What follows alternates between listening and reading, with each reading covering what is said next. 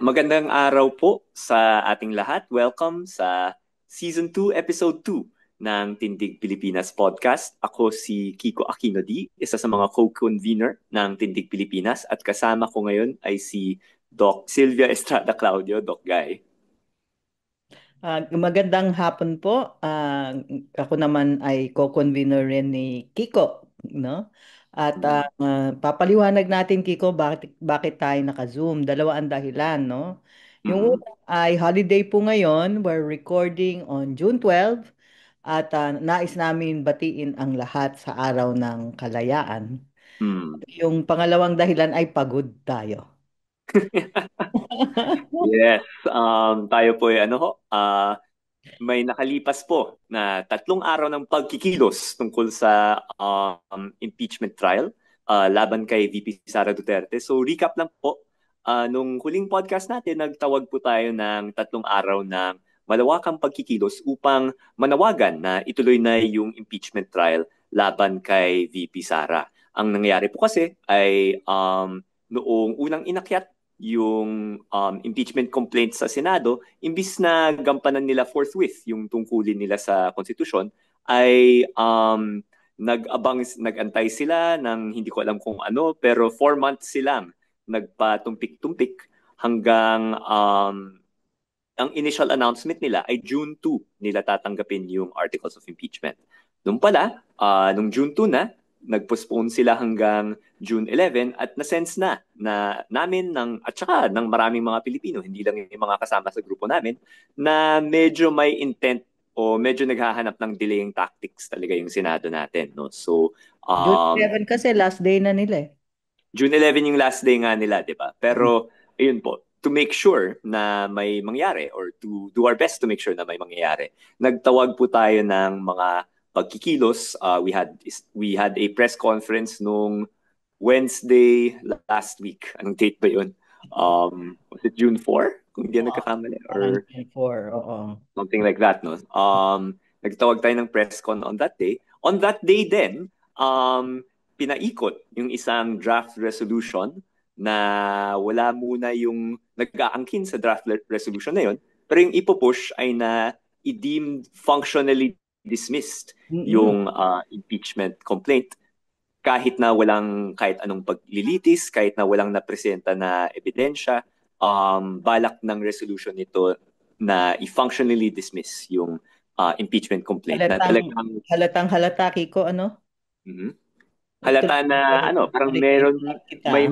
meron po tayong mga senador na talagang ayaw nilang matuloy yung impeachment. So, delay kung delay, deny kung pwedeng i-deny. So, talagang hindi, at least yung Tindig Pilipinas at maraming mga Pilipino, yung talagang hindi pumayag dito. So, nagtawag tayo ng 3 days of mobilization nitong June 9, June 10, and June 11. No? So, yung simula natin, June 9, nagkaroon tayo ng marcha tsaka pagkikilos sa Senado.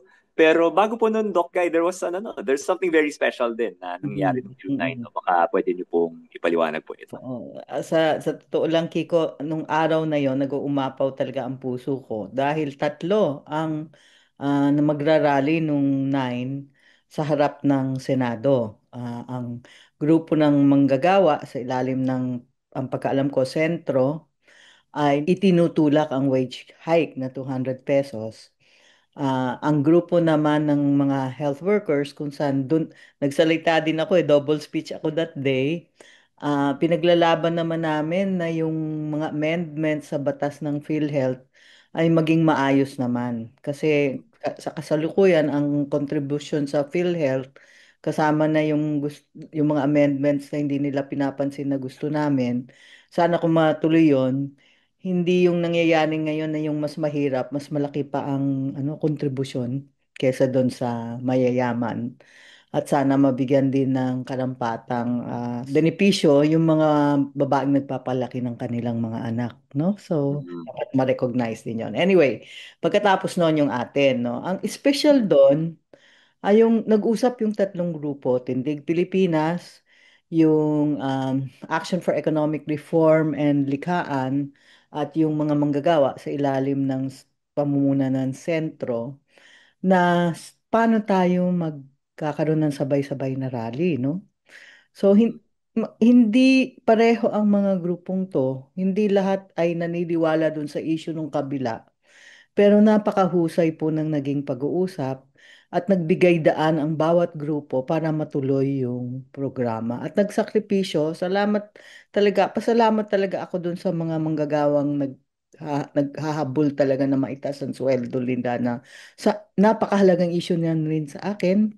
At Mm. pasalamat din ako dun sa grupo namin naman na talagang pinaglalaban yung PhilHealth na maging maayos naman sana ang contribution dito na nagbigay daan talaga sa tindig. Na-request namin, kailangan medyo sisingit kami kasi last tayo no?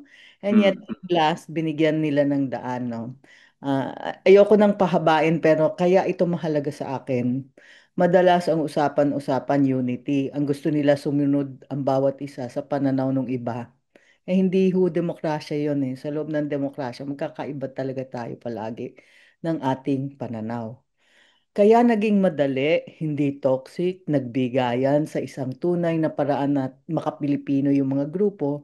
Hindi dahil nagkakaisa silang sa issues, pero nagkakaisa ang mga mamamayan na nagrarally nung araw na yon, ano pa man ang issue, na dapat ang kanilang mga institusyon katulad ng Senado ay sumunod at makinig sa mamamayan at dapat ang mga mamamayan ay handang bantayan, makiusap sa kanilang institusyon. Atin yan eh. Senado natin yan eh. 'Di ba? Bantayan yan at kahit nakakapagod ay talagang paabot ang ating mga hinaing, ang ating mga kagustuhan sa elected officials natin. Kaya napakaganda talaga sa akin nung araw na yon, maliban sa napakaganda nung rally natin, beautiful, no? Mm. Pero ang maganda pa yung tinatawag ko sa Ingles na inter-movement solidarity on Mm. display talaga last Monday. Sige, Kiko, tuloy mo na. Yun. Siguro medyo sad epilogue po, Doc, guys, sa mga kinuwento niyo po. Pero at least today po ay June 12. At saka isa sa mga headline ngayon ay na yung wage hike bill is dead nga. Na kahit na may naipasang version sa lower house, sa House of Representatives, meron din na ipasa sa Senado.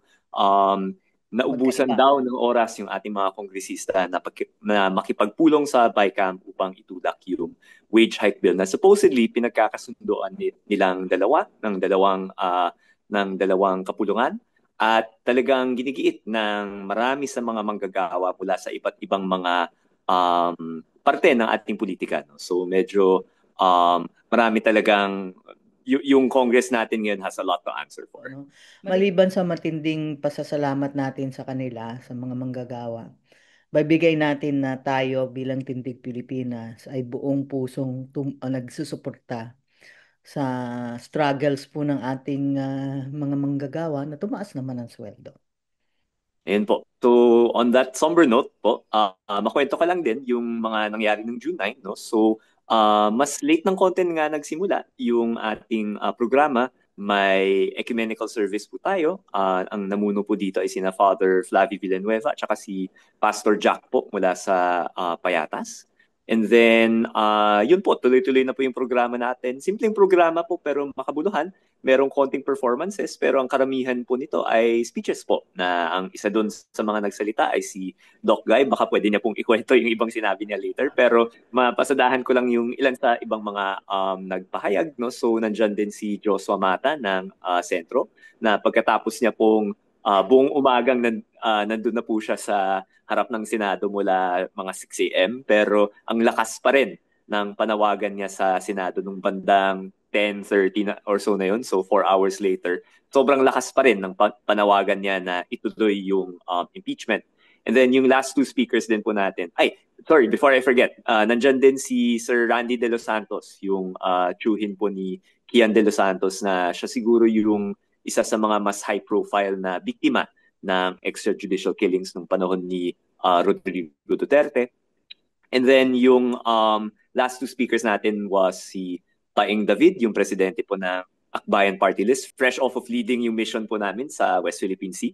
And then ang show ender natin ay si Manay Laila de Lima na talagang sumama din, umakyat sa entablado natin to give her statement of solidarity with yung mga nagmarcha, yung mga nagrarally noon. At saka rin nanawagan siya sa Senado na talagang bigyan naman nila ng karampatang halaga yung minamandato sa kanila sa konstitusyon.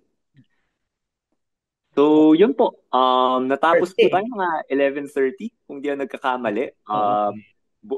Punong-puno yung puso natin, umaalab yung ating mga puso, nandiyan yung paninindigan na talagang bilang mga mamamayan, no, parang kitang-kita na natin yung halaga ng impeachment at saka yun din yung gusto nating iparating sa Senado. So kahit na yung iba sa atin baka na sunburn kagaya ko na medyo mahina po talaga ako sa araw, kita-kita naman sa complexion ko. Pero sulit po yung mga dinanas natin nung araw na yun. Kasi nung gabi, nag-swearing in ng mas maaga si Senate Mm. President Chis Escudero bilang presiding officer ng impeachment court. So, Kaya rin tayo napagod, Kiko, at maraming kasama nating mga mamamayan talagang pinapanood na yung ano sa Senado, di ba? Ah, mm, Pantay tayo eh. At kaya nga, ah, tingin ko, ah, dahil sa ating laban, hindi lang ang tindig, no? Pero, syempre, taga-tindig tayo, kaya bibigyan natin ang sarili natin ng konting yabang, di ba? Dahil din sa ating kontribusyon, medyo ano eh, yung bato na, yung mabigat na bato na parang hindi nagagalaw, nagalaw natin ng konti. Sabi mo nga, mm, gabing yon, tingin ko napilitan ha. Hindi lang mm, yung ginawa nila kasi gusto nila talaga. Kasi ang basa mo talaga at that time, basa natin, basa ng marami, pati nasa media, ayaw talaga ni SP Cheese Escudero na harapin yung panawagan ng konstitusyon. Tsaka, to be Tama. fair din po, hindi lang, syempre proud na proud tayo sa tindig sa, sa pressure na na-apply natin sa Senado. Pero definitely hindi rin natin matatanggi na malaking bagay din yung, nung previous week po, pagkatapos nilang ipaikot yung idea na if functionally dismiss yung impeachment complaint, sobrang daming mga legal experts, law school faculty, iba't ibang mga departamento ng political science, ng ibang social sciences, iba't ibang mga akademiko, mga church leaders ay Lost. naglabas ng mga statements na nagsasabi na sobrang labag ito, yung Mm. functional dismiss, sobrang labag ito sa saligang batas. So, I think in addition or to yung mismong pagkikilos natin, malaking-malaking bagay din yung mga ginawa ng ating mga eksperto sa konstitusyon sa ating mga sa proseso ng impeachment. Special shout out kay Justice Adolf Ascuna na siya po yung nagsulat ng Article 11 kung saan nakasulat yung proseso ng impeachment and sobrang accessible yung naging take niya. Ang dami pong insights ang nailabas doon that made it very clear na mali talaga yung attempt na i-functionally dismiss yung impeachment trial. Okay ko dahil matagal na akong aktivista, hindi ko na mabilang yung mga rally at anong nasamahan ko, yung mga struggles na successful naman, nasasamahan ko. Alam ko, alam na alam mo kapag ano ka eh, yung naniniwala ka, pero ikaw lang yung sumisigaw, o naniniwala ka, pero maraming sumisigaw na rin na kasama, no? At yun ang naramdaman ko nung EDSA. By the way, pupuntahan natin yan at some time. Magse-celebrate Mhm. ulit tayo ng ating mga anniversary sa EDSA. Mhm. Pero yung ramdam mong maraming iba-ibang nagsasalita na hindi troll, hindi pinag-utusan ng kung sino, hindi nabayaran, malaking tao, maliit na tao, meme, Facebook post na alam mo, Kiko, alam ko pag ano eh, alam ko pag galing sa tao yung meme at saka yung, Mm. kasi ang mga Pinoy talaga, grabe, pag kumilos, palaging may sense of humor. Mhm. Mhm. Hindi yung Totoo. toxic. Tawa talaga ako ng tawa doon sa memes na kung ano-ano na ang Mhm. tinutulak, very witty naman, no? At tinutulak talaga yung impeachment. Mhm. So, sorry dagdagan ko rin. Yung mga cartoon artists, yung mga editorial, Mhm. ay daming lumabas na pagkaganda-ganda, maliban doon sa mga nabanggit mo na. At dadagdagan ko, nung June, bago natin iwan yung rally natin, yung unang araw natin ng Monday, may isa pang O.Ed sa feeling kasi ewan ko kung nandun ka pa, pero nandun ako way past the rally, may hinihintay kaming ibang gagawin. May dumating Mm. na maraming pagkain. Tama, tama. Oo, kaya ano yung nung EDSA kasi nagbibigayan na lang kami ng pagkain kasi may support yung mga tao. Hindi ko na Mm. babanggitin kung sino yung nagpadala pero pasalamat po sa kanila at hindi naman po nasayang kasi talagang ipinamigay na lang namin din yung sobra na pagkain sa mga nangangailangan doon sa area. Mm. Kaya wala, happy ako nun, ano, tired but happy. Yeah, Lalo tama na naman. Oo, go I, ahead. I think yun yung, well, tired, happy, may frustrated din, pero may happy din. Yun natin yung tema ng Oo, muling oo, tatlong ganyan araw ang po. buhay. Ganyan ang buhay ng ano ng mga lumalaban para sa paniniwala natin Oo. Oo. So nakita din po natin nung gabing yun, June 9, na pagkamat may progreso, may konting epekto yung ating pagkikilos, meron pa ring efforts na gawing um, na ma-delay yung hinihiling natin na yung forthwith na pagsisimula ng impeachment trial. Kaya bumalik po tinuloy po natin yung balak naming vigil noong June 10 sa harap din ulit ng Senado. Initially, we thought mas maliit na pagkikilos ito. Although, ang nangyari nga ay dahil, sorry, to give context ulit, yung in-announce kasi mag-swear in si SP Escudero, nag-swear in si Escudero noong June 9 ng gabi. Ang announcement ay mag-oath naman yung mga senador, yung ibang mga senators as judges 4 p.m. ng June 10. No? Yes. So, Oo. dahil doon, medyo dumami yung mga participants natin doon sa vigil na pinamunuan naman ng kabataan. No? So, nagkaroon ng iba't ibang mga spoken word poetry, may konting kantahan, may iba't ibang mga may konting dancing din nung panahon na yon. At saka multi-generational siya na parang nagkaroon ng prayers din, nagrosaryo po kami nung gabi, tsaka nandyan din si Father Joel Sabalian na nagbigay ng isang blessing. Right before the sort of the dark hour. No? So, ang initial na balak ay 5 to 9 p.m. yung vigil. Napaaga ito ng konti. I think mga 3 o'clock medyo nagtitipon-tipon na yung mga tao. Mga 4-ish nagsimula yung programa. Pero noong originally naisip namin, okay, baka 3 to 7 yung magiging adjustment natin dahil baka by 4 o'clock nag-oath na sila, baka um, posibleng next milestone na yung accepting of the articles of impeachment na mangyayari dapat Wednesday. Initially naisip namin baka pwedeng 7 p.m. Pero nagkaroon ng konting movement, nagkaroon ng galawan, na medyo naig yung mas masasamang balakin doon sa Senado na merong nag-motion si Senator Bato de la Rosa pagkatapos niyang manumpa bilang isang senator judge, nag-motion to dismiss the impeachment case siya. No? Yes. Yes. Na ito na yung kinatatakutan naming functional dismissal ng impeachment trial kahit na wala pang nilalatag na ebidensya, wala pang pinakikinggan mula sa prosecution o mula sa defense. No? Medyo nakita naman ata ng karamihan ng mga senador na masyadong garapal yung functional dismissal. Pero nakaisip sila ng paraan na imbis na functionally dismissed, hindi ko na alam kung ano yung final term na ginamit nila, pero yung tumatak sa akin yung idea na i-remand nila yung impeachment Balik. complaint pabalik sa lower house. No? So isipin niyo po, 4 months silang nagpatumpik-tumpik, nandyan na transmit na sa kanila yung articles of impeachment, hindi nila ginalaw, although I'm sure binasa nila on their own time yung articles of impeachment na yun.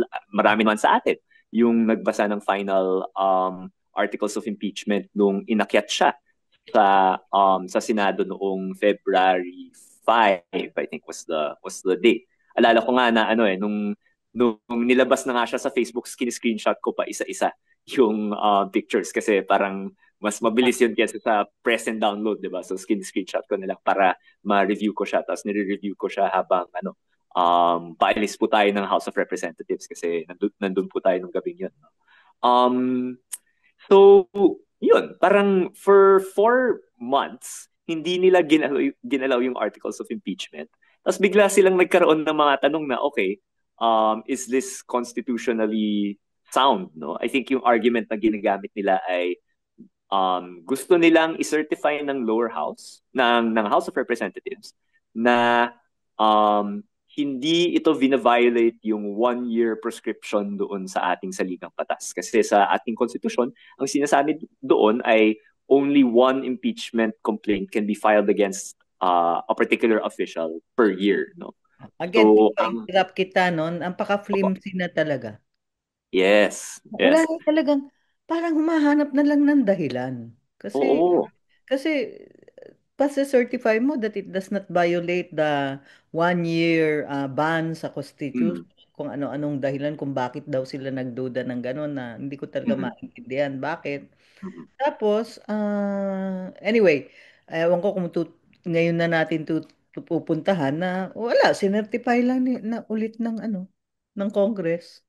'Di Ayun, ba? so At sinertify nga nila nakakatawa, and then nang-aasar na lang eh. Anyway, continue. Sige. pero kasi ang frustrating niya kasi parang dalawang bagay. So una, parang um meron tayong konsepto ng presumption of regularity, 'di ba? Parang Mm. yung ibang mga legal experts natin, binabanggit 'yan, 'di ba? Na tuwing meron tayong nakitang tuwing meron tayong nakitang ganitong dokumento, ang Oh, assumption is hindi presumed infirm yung dokumento, 'di alam ba? mo, Parang kailangang oh, patunayan na may problema, 'di ba? ako kasi So, parang naging, tayo na sa UP po na sa oo, government po tayo exactly. nagtatrabaho, may Oo, ganun tayong oo. presumption, 'di ba? Na parang Oo. kapag sinertify ng records checker na maayos yung grado ng estudyante, hindi natin i-assume na mali yung Oo. nakasulat na Oo, grado the moment oo, we believe it, oo. 'di ba?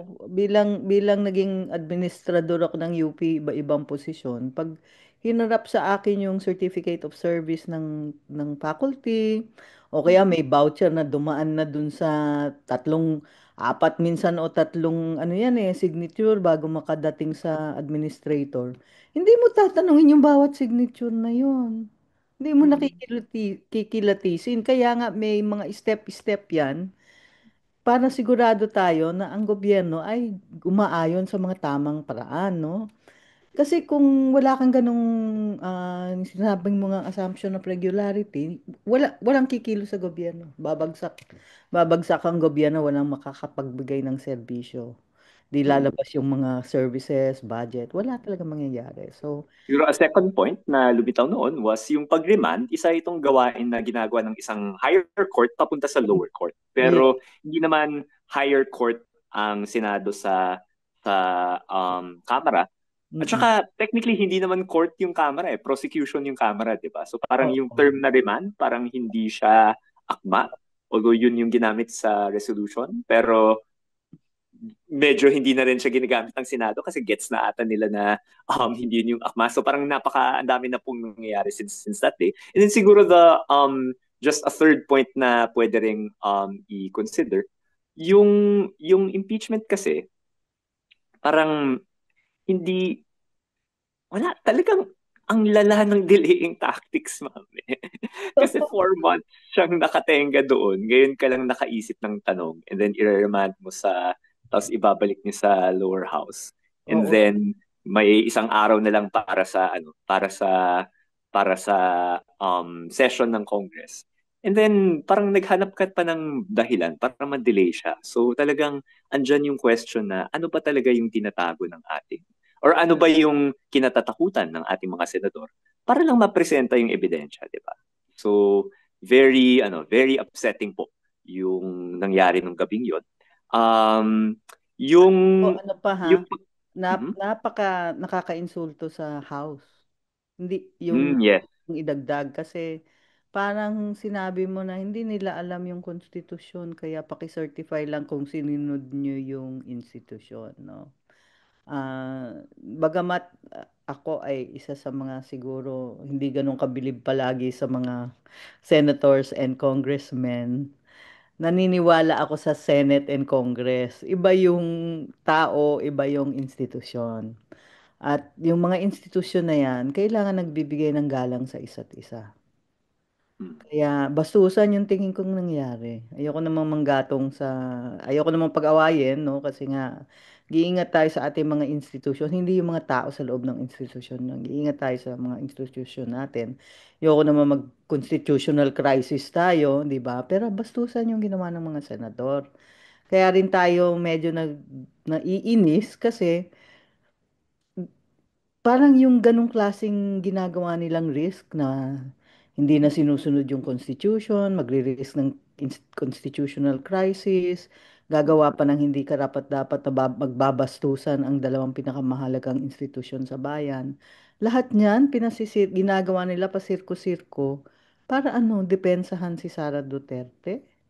Actually, yun nga yung nakakainis namin. Kasi parang mga hukom na sila nun eh, di ba? Nag-swearing in sila bilang mga senator judges. Mm-mm. Tapos kahit na walang final yung defense, yung mismo mga senator judges yung nagde-defend sa Mm-mm. akusado na napaka-irregular. No? Dapat Parang, mag-inhibit na lang oo, sila eh. Oo eh. oo, dapat Oo. talaga. No? Oo. So, yun. So, nung gabing yun, bagamat natapos na yung formal na programa ng ating vigil, nagpaiwan yung ilang mga yung ilang mga participants, may mga youth po doon, may mga religious din na naiwan kasi nabalitaan nga namin na magkakaroon ng boto at inabangan namin yung magiging resulta nito. At saka noong nangyari nga yung boto na 18-5, no? 18 yung bumoto na i-remand yung Oo. impeachment complaint sa Kamara at saka 5 lang yung tumuto. Yung siguro i-recognize po natin yung O, 5 yun, no? pangalanan So natin yung mga sumunod sa konsyensya at konstitusyon ng bayan at hindi nagpatumpik-tumpik at kung ano-anong sirko ng lohiko. Lohika ang sumunod ginamit. lang sa mismong lohika, 'di ba? Para kahit na hindi ano. Logic na lang. Pero Please, logic. Oo. yun. Okay. So yun, konting pagpapakilala lang po kina Akong papalakpak ha. syempre si hindi Papalakpak na ako kailangan. pag pinangalanan I mo. mean, Go ahead. papasakpakan ba natin? Baka ano Papalakpakan masyado. ko. Sige, sige. So, nandyan po of course, ang ating favorite na si Akbayan Senator Risa Ontiveros. Um, Senate Minority Leader at talagang kasama ni Senator Risa sa usapin ng impeachment, si Senator Coco Pimentel. Nandyan si Senator Win Gatchalian, Okay. Senator Nancy Binay, at Senator Grace po. So, good job. I mean, parang doing their duty din naman. So ayoko namang gawing mababa yung standard natin na yun na yung pinaka batayan ng galing ng ating mga senador. Pero I guess kailangan talaga pa rin magpasalamat na at least pinanindigan nila yung tama, yung proseso. At again, yung urgency ng impeachment na mahalagang usapan ito eh. Hindi talaga pwede na dinedelay at dinedelay lang ito. Sobrang pambabastos siya sa sa kalayaan na ipanalo natin sa pamamagitan ng 1987 Constitution, ng EDSA Revolution, yung ganitong proseso ng impeachment, nandyan yan para maprotektahan tayo mula sa mga opisyal na mapang-abuso. Oo. So, napakahalagang issue siya. At saka yung ginagawa lang talaga ng mayorya sa Senado, they're kicking the can down the road. No?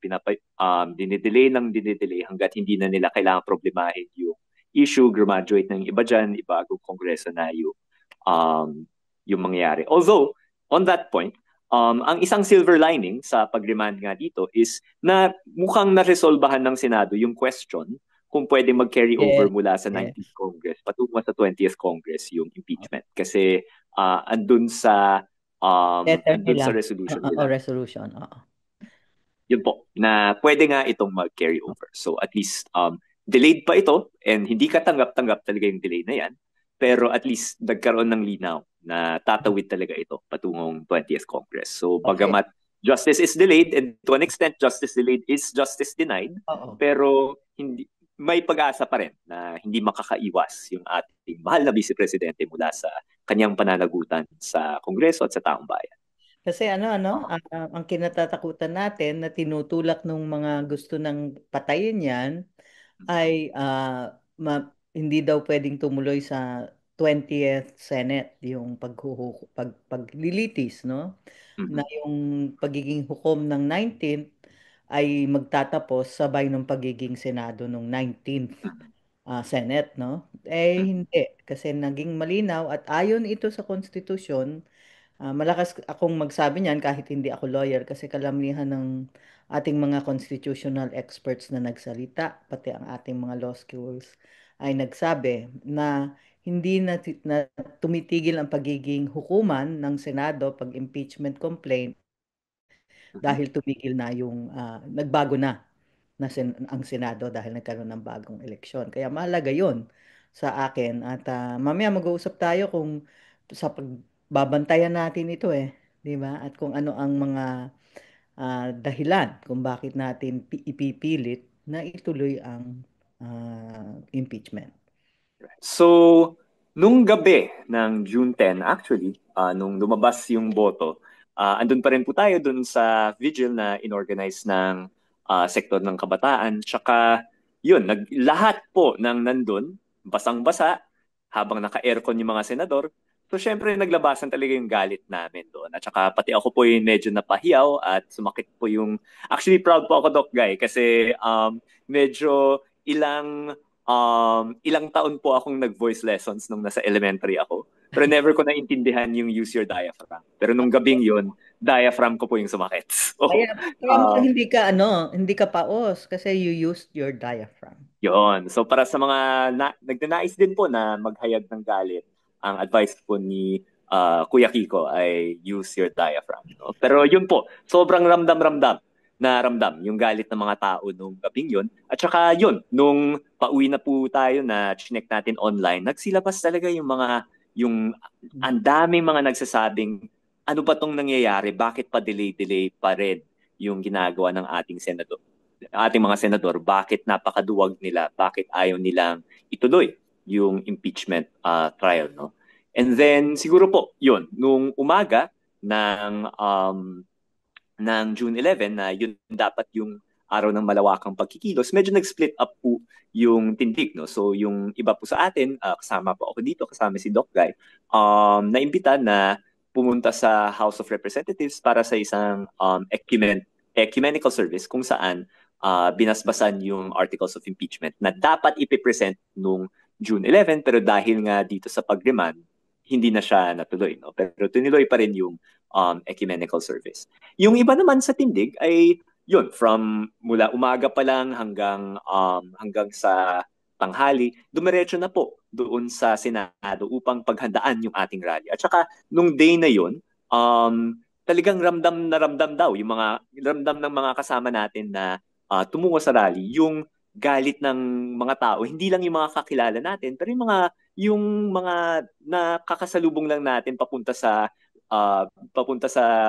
dun sa gate ng Senado, no? Kasi yung ibang mga kasama natin nagpa-print ng shirt na Fourth. simpleng definition of forthwith lang ang nakasulat. Actually, kung gusto niyo pong makita yung shirt na yun, si Manay Laila de Lima, yun din po yung suot niya noong June 11. At sobrang express na express dito yung galit niya. Kasi napakasimple ng definition ng forthwith. Sa Tagalog, agad-agad, di ba?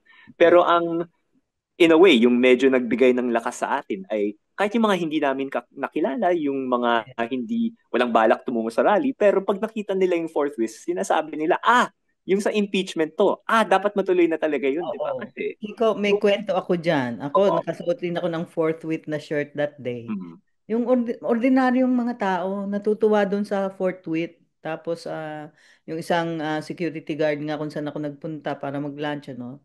Nakita lang niya yung t-shirt, sabi niya, Ma'am, Fort Wit. Halata mo yung ano naiintindihan ng mga tao, yung mga ordinaryong tao, yung mga issue. Kasi alam nila yung Fort Wit. Yan nga ang aking award for Word of the Week for tweet, mm, 'di ba? oo. At alam naman natin na tayo ay natutuwa kapag ang taong bayan. Mamaya pag-uusapan natin yung taong bayan na yan, ano? Pero ang Mm, taong bayan na at least nakasalamuha natin sa mga araw na yon, nakasalamuha ko, ay engage sila sa issue. Kasi pwede tayong kaiba ng opinion pero kailangan tayo ay alam kung anong nangyayari sa bayan at tayo ay talagang may konting passion. mm. Kasi bayan natin to no? Sige, go ahead, Kiko. So, meron yata Ayun. mga grupong hindi naman kasama sa tindig, hindi naman natin inimbita pero dumating. Ayun, so actually, ito later on ko lang nabalitaan kasi late nga po ako dumating sa Senado kasi nanggaling po tayo sa House. Pero meron din talagang may mga school delegations na sumama. Merong isang grupo mula sa College of St. Benilde. Malakas yung actually yung representation ng De La Salle schools, no, na kahit na talagang wala sila sa programa na inorganize namin less than 24 hours before that point. Biglang meron silang may lumapit na nag-request na may sama sa programa. Talagang natanggap na we were very happy na makasama sila sa program. Kasi nga, again, napakalaki ng naging roles ng schools dito. No? So, since last week pa, nung pinaikot yung functionally dismissed, lumabas yung ibang faculty ng UP College of Law, lumabas yung iba't ibang mga law schools ng Ateneo, pati yung Ateneo de Davao, no, sa kaligtaan ng Davao City na yun talagang heartland ni na VP Sara. Sobrang linaw kahit doon na hindi talaga pwedeng mag-functionally dismiss ng isang impeachment complaint, no? And so I think it's very fitting na nabigyan ng ganung recognition yung sektor ng edukasyon, yung sektor ng academe sa program natin. Nagkatakutan nga tayo, Kiko, di ba? Kasi merong isang medyo kilalang influencer na tao na kampi naman sa atin, pero sabi niya 300,000 to 500,000. Ang takot natin, di ba? Pero ganun ka tunog ang galit ng tao. Hmm. Akala nung isang yon mag-e-EDSA na ulit, di ba? At pupunuin talaga. Although, sige, hayaan kitang magkwento, pero malaki yung crowd natin. More than we anticipated talaga, no? I think so nasa something like 8 to 10,000 po Mhm. yung nagpakita sa Senado nung day na yun. No? And then siguro just banggitin ko lang yung ibang speakers. So ako po naman yung nag-represent sa tindig sa rally na yun. Pero actually kabataan yung front and center dito Kung if I remember correctly, yung representative ng Akbayan naman ay si Justin Balane, yung fourth nominee ng Akbayan Party List at matagal na leader dun sa Akbayan Youth. At saka, of course, nandun din si Kong Chel Diokno na nagbigay din siya ng mensahe. Sa Liberal Party din, si Chloe Ong na kasama natin from Liberal Youth for some time. Nagbigay din siya ng isang very fiery na speech. And syempre, nandun din yung speech ni Senator Laila de Lima. Si Shelo Magno was also there. No? Parang very, very vocal nung baka maalala po natin, nung Pebrero, very, very vocal siya noong issue ng budget, no? So, dahil ekonomista, parang yun talaga yung expertise niya. Pero kasabay nun yung impeachment at never niya dinownplay yung Mhm. halaga ng impeachments. And ngayon, we're very happy na nandun siya to express her support for yung panawagan natin na kailangan na talagang matuloy yung impeachment trial. Nag-carry over sa tingin ko yung galit nung 10 nung niremand nila na talagang wala na sa lohika, kabastusan na, kung ano na. Kasi ang anghang nung 11. Mm. Yung mga speeches, nakikinig ako eh. Ang Mm. Mm. matindi. Oo. Oo. Yep. Yep. Galit yung mga tao talaga. Oo. Anyway, Yun. tuloy ang So yun kwento. po. So yun po. Siguro yung shout out lang po na ibibigay na specific yung Benilde Center for Social Action kung hindi nagkakamali. So they really came out na ayun, parang we did not talk to them I think before June 11 or baka very very late at night June 10 at the latest. Pero talagang full force daw po sila nung day na yon.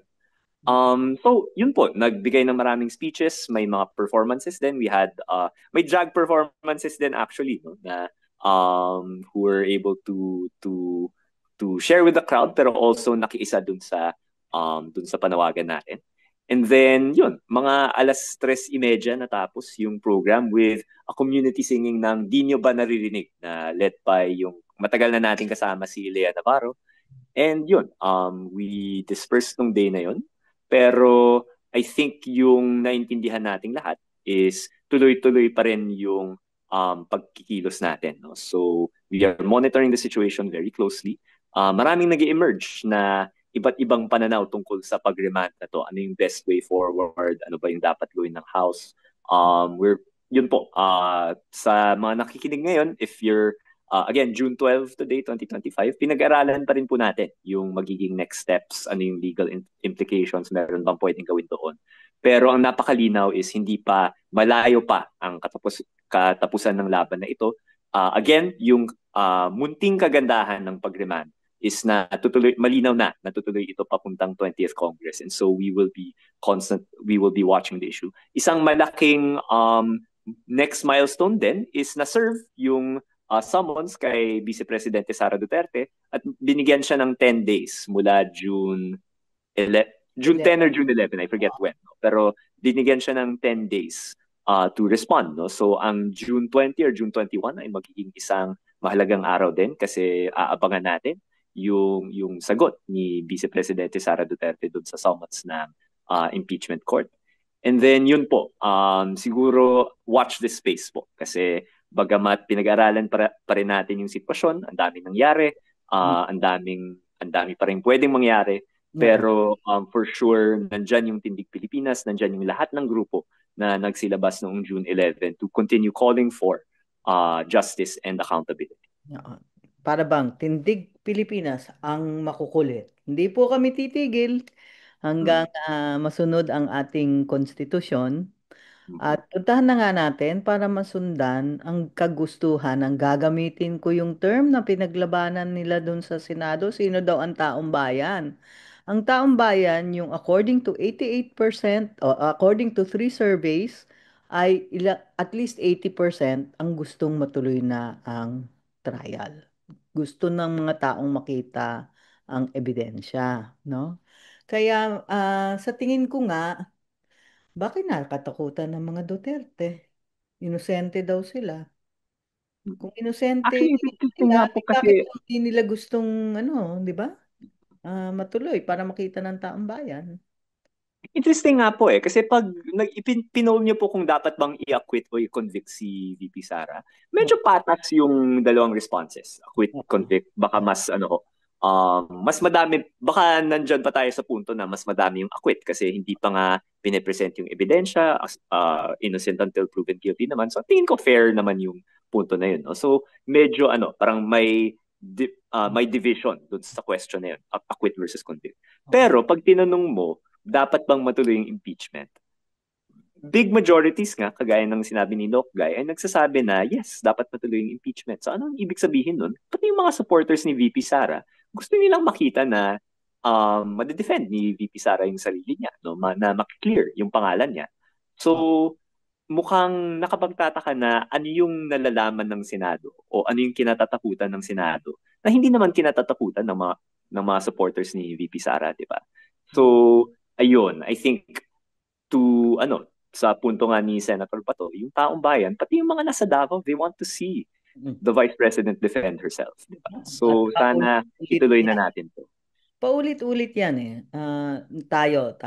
Kiko, nag-file tayo ng impeachment complaint, no? Kaya sabihin na ninyo kung bias yan o sa ibang may pananaw naman na kampi sa atin ay paninindigan yan. Pero hindi tayo nag-file dahil may asar lang tayo. Nag-file tayo dahil nakita natin yung ibang kita naman ng lahat nung trineten niya na papatayin niya yung presidente at vice at yung pamilya no ng si Martin Romualdez din no Honestly, if I can share lang po on that point, no? Kasi actually, yun talaga yung tumatak sa akin to file. Diba? Kasi nung una, it's an understatement to say na wala akong pagmamahal kay President Marcos at kay Speaker Martin Romualdez. No? Parang, kung honestly, nung nagalit si VP Sara nung gabing yun, relate ako doon. Marami siyang sinabi na kung salita lang yan, kung walang mas malalim na implikasyon yun, relate ako doon in a way. Parang medyo na yehe ako. Kung nanonood ako ng pro wrestling, siya yung papanigan ko, di ba? Pero ang problema, yung mga ganong malulubhang threats, wala talagang place lalo na kung isa kang tao na you can make good on your threats, na yun yung yun yung reputasyon talaga ng Duterte, wala talagang place. So ako medyo natauhan ako na at first, yun, parang at least sinasampulan si Marcos, sige. Pero Mm, na-realize ko then and there, hindi, maling-mali ito, maling-mali yung ganitong pananalita at kailangang may parusa yung ganong pananalita. mm, Kasi kung wala, then parang what's to stop me from also saying things like this, di ba? Parang hindi yan katanggap-tanggap. Ako parang I believe that laws are there mm. to prevent the worst of people from coming out, di ba? And to make sure na yung ganitong klasing karahasan, yung ganitong klasing pagpapatay ay hindi mananaig sa Pilipinas, kailangan nating ma-hold accountable yung Oh, mga may ganitong banta, yung mga may ganitong pag-iisip o pananalita. maliban kasi din Kiko, ako agree ako sa iyo diyan, no? Yung nung sinabi niya yon parang ano na to, wild na ito masyado, no? Grabe na ito. Pero maliban doon, bilang isang grupo na nagmo-monitor talaga, nabibigyan ng impormasyon ng iba't ibang political parties na kasama natin, ito ang ML, Akbayan, Magdalo, no? At yung mga ibang sektor, ibang personalities. Nakakita rin tayo ng mga ebidensya na baka hindi pa ganun kalabas, no? Hindi pa linalabas sa publiko ng taong ng ilang grupo, pero nakita natin kaya naging basis nga din ng complaint natin, no? So, yun din yung parang kumbinsido ako, tayo, mga nagpirma. Hindi naman tayo pumirma dyan ng patakbuhin lang tayo ng kung sino eh.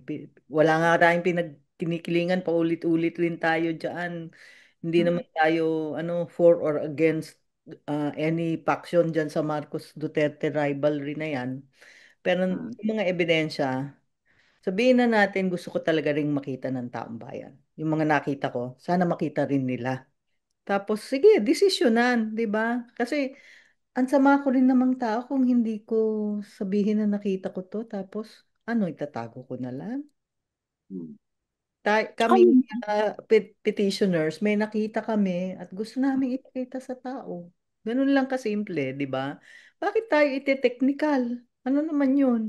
Kung wala ngang, parang ang hustisya sa Pilipinas, minsan tine-technical na lang ang ordinaryong mamamayan para hindi siya makakuha ng hustisya.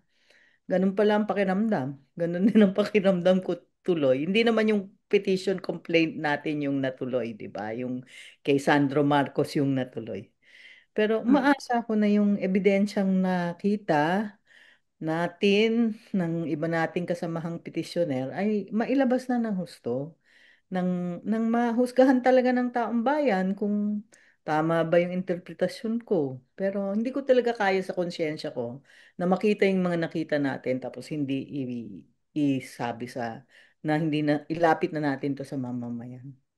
Siguro as a last point po, no, just to wrap up a bit, parang may nag-interview po sa akin nung June 11, Oo, nandun na po ako sa rally, pero oo, nagtanong siya dun sa ecumenical service na ano yung oo. bali-balita ninyo tungkol sa gagawin ng House of Representatives. And then medyo napababa ko na lang yung yung talagang saloobin ko na, ay sir, pasensya na hindi ko talaga gawain na makihalubilo sa mga kongresista, di ba? I'm really so disappointed dun sa mga legislators natin. Oo, sa Senado, syempre ngayong very disappointed sa Senado, pero pati sa lower house na parang 2 months din nila dinribble yung ating impeachment complaint. Wala talagang tingin ko sa mayorya ng ating lower house at lalo na sa Senado, wala talagang nagbigay ng karampatang halaga o karampatang urgency sa impeachment. No? Napakabigat yung mga crimes Yes, na yes. ina-accuse Yes. kay VP Sara at mukhang pinaglaruan, pinagdribble, kung anumang metaphor yung gusto nating gamitin. Pero very disappointing siya. And bagamat syempre cautious tayo dito sa darating na 20th Congress, but may konting pag-asa din na sana tratuhin nila ng mas maayos yung ganitong usapin. Tatapunan na lang naman tayo ng kuro-kuro dito, Kiko. Ang akin, ang pinaka kinainis ko dun sa salita ni Chis Escudero, yung sabi niya, Eh, dinelay lang naman ng House of Representatives din, ha? Labag rin sa Constitution. Ba't hindi nyo pinahihirapan yung House of Hello, pinahirapan din namin ang House of Representatives. Nagkarari-lali rin po kami noon. Oo. Ganun din. Nandun kami sa init. Nandun. 10,000 din yung nandun ng People Power Monument, umulan din. Oo, oo. Ngayon, I-reply din eh. Pero, isa pa ang oh, sasabihin ko dyan, alam mo, yan na yung isa sa pinakabangkarote, morally bankrupt na argument na madalas kong nakikita, na bakit nyo kakasuhan si VP Sara habang yung iba hindi nyo kung hindi ako magsisimula sa isa, wala na lang. Ibig mo sabihin dahil may gumagawa ng mali, wala nang mali na pwedeng simulan. oo, Pwede, na-purge na pala tayo, no? oo, So, para lang yan nung ano yung paano naman yung rights ng mga pinahirapan ng drug addict kayo para lang sa mga drug addict ko nung una hindi ko talaga isusuko na drug addict yung mga pinatay kasi wala namang proseso eh. Innocent yon until proven guilty. Pero sabihin na rin natin talaga namang merong napipinsala ng mga nag-addict ng drug. Bakit naman hindi dahil doon, ibig sabihin, pwede nang patayin. Hindi ma pag may mali, may mali. Pwede nating simulan yung mali ng isa. Kung gusto nyo, simulan mo yung mali ng isa. Hindi naman tayo magtatalo. Tutulungan rin naman kitang protektahan yung rights ng may biktima ng drug addict. Tulungan mo rin akong protektahan yung rights ng drug addict kasi rights yan eh. Lahat ng tao may right. Kaya ako, tama. yun pa ang, sorry ha, mag-ano na talaga ako. Sawan-sawa na ako sa argumentong yan. Kung baga, kung, kung ano ko yan, estudyante ko yan, pagagalitan ko na talaga yung mga estudyanteng yan. Buti walang ganyan sa aking mga klase. Kasi hindi talaga tayo uunlad bilang bayan na talagang napaka-morally bankrupt nung argument na dahil lang may ginagawang mali yung isa, hindi ko pwedeng punahin yung mali ng kabila. Di wala na, hindi na lang magkakapulahan, wala na lang maaayos. So sa akin, kung sinasabi nyo na wag namin puruhan si BP Sara kasi kung sino man ang sa tingin nilang kaaway nila ay gumawa rin daw ng masama na hindi iniimbestiga, di mag-rally din kayo. Hmm. Magpa-imbestiga rin kayo. Yun Hmm. nga yung sinasabi natin, di ba? Bawat isa sa atin ay may karapatan. Kaya kung sa tingin mo ay may mali itong isa, mag-rally ka rin. O Hmm. gumawa, kung ayaw mo mag-rally, magsulat ka rin. Marami namang ibang paraan ang ginagamit ng mga mamamayan na for the impeachment trial, yung paglilitis ni VP Sara. Kung sa tingin nyo may dapat unahin dahil mas may masahol daw si Marcos sa budget, di mag-rally rin kayo. Actually, Yeah. kung yung sa Marcos budget, sasama din ako sa iyo eh. Agree na agree, no? Di ba? So talagang kung si President Marcos po yung ini-impeach at ganito yung nagiging pagal ng ating House of Representatives dahil talagang love na love ko si President Marcos. Siguro nung February pa akong nagwala. Kiko, ano na, nag-enjoy na lang tayo mag-usap-usap, di ba? Pero holiday ngayon, kaya i-wrap up na natin to. Doon sa Mm. ating ano ba ang, siguro nagtatanong din yung mga tao, what's next?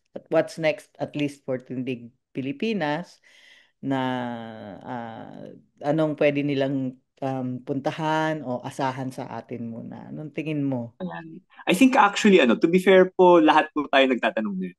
Ano nga ang next steps, no? I think bagamat siguro na-anticipate natin na magde-delay talaga yung ating Senado, yung specific na paraan ng pag-delay ay medyo from the left field yung pag-demand na to. And although the House has issued a certification nga na yun, parang, or not issued a resolution kung yan nagkakamali na walang issue tong impeachment complaint. Essentially, walang issue yung articles of impeachment. Um, Hindi madaling i-predict kung ano yung next steps. No? So, syempre, tayo po sa Tindig ay nagmo-monitor very closely kung ano yung mga nangyayari. Nakikibalita kami sa lahat ng pwedeng kausapin. But ang best advice po ay please stay on the space. Tuloy-tuloy yung pag-uusap natin. Patuloy po nating pag-aaralan yung impeachment even prior to yung mga delaying tactics na to. Ano ba yung mga ano ba yung mga articles, yung concerns, ano yung magiging proseso, ano yung typical na process, ano yung maaasahan natin. So we're hoping na mas ma-discuss po natin yung legal issues na pumapaligid sa impeachment sa ating susunod na podcast. And then yun po, very, very dynamic po yung sitwasyon natin. So, posibleng may magbago, posibleng magkaroon ng announcement, ang tindig at pretty much anytime na ito yung next na mangyayari. At saka meron din pong mga ibang grupo naman na may mga pagkikilos na may kinalaman sa impeachment. So I think hindi lang naman yung tindig yung tumitindig dito sa issue na ito. So I think ang napakahalaga talaga ngayon ay ang panawagan po natin sa lahat ay please get involved.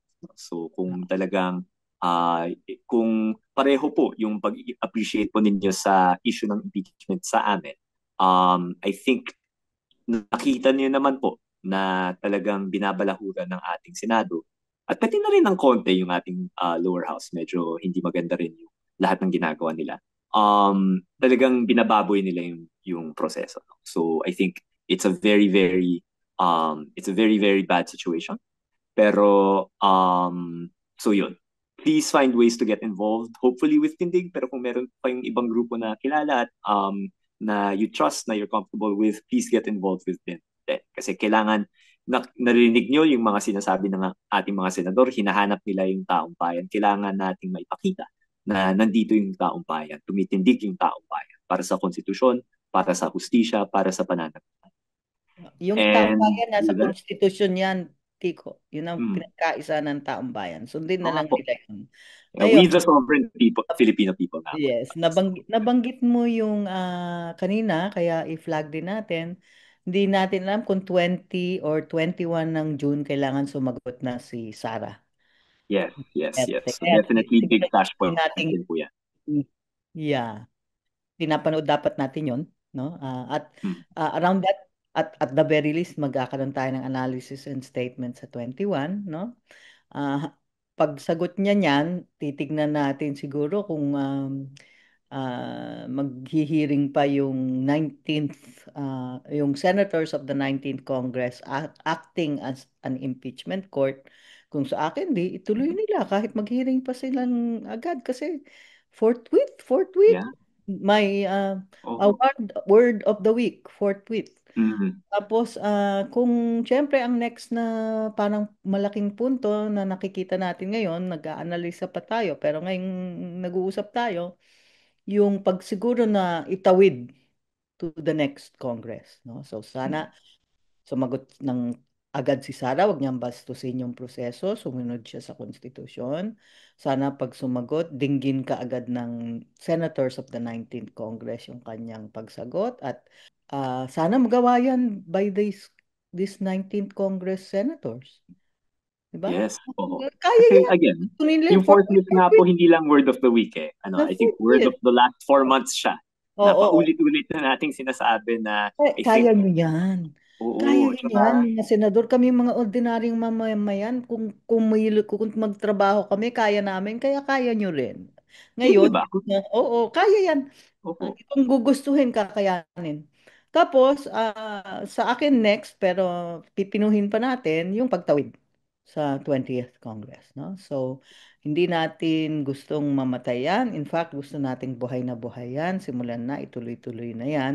Yun ang ating panawagan. At hintayin siguro ng mamamayan, basta alam niyong makulit kami, hindi kami titigil. Kaya hintayin nyo at kami ay mag-aanunsyo ng mga paraan kung paano, kung ginugusto nyong sumama sa amin, ay welcome na welcome naman po kayong sumama sa amin. In the meantime, kung nagustuhan nyo ang aming broadcast today, ay ini-invite po namin kayong i-like itong podcast para kumalat ito sa maraming ibang tao, i-share, no? Mag-subscribe at hanapin po kami sa Facebook. May Facebook page po ang Tindig Pilipinas. Mag-comment po doon. Itong podcast nito ay lumalabas sa YouTube at sa Spotify. At ikatutuwa po namin kung inyo ay i-like, i-share itong aming mga platforms. Okay na tayo, Kiko? It's time Yeah. to tell them we love you Love all. you. Oh. Pati yung mga trolls kasi tumataas engagement namin pag tinotroll niyo po kami. At kami naman ay patuloy na umaasa na kapag nag-engage po kayo, matututo naman kayong magsabi ng mga gandang salita imbis na yung mga walang katorya-torya. At marami naman pong nagko-comment na at nag-engage sa amin na napakaganda po ng sinasabi. Masaya po kami sa inyong palitan. Maraming salamat po. Goodbye na to po talaga.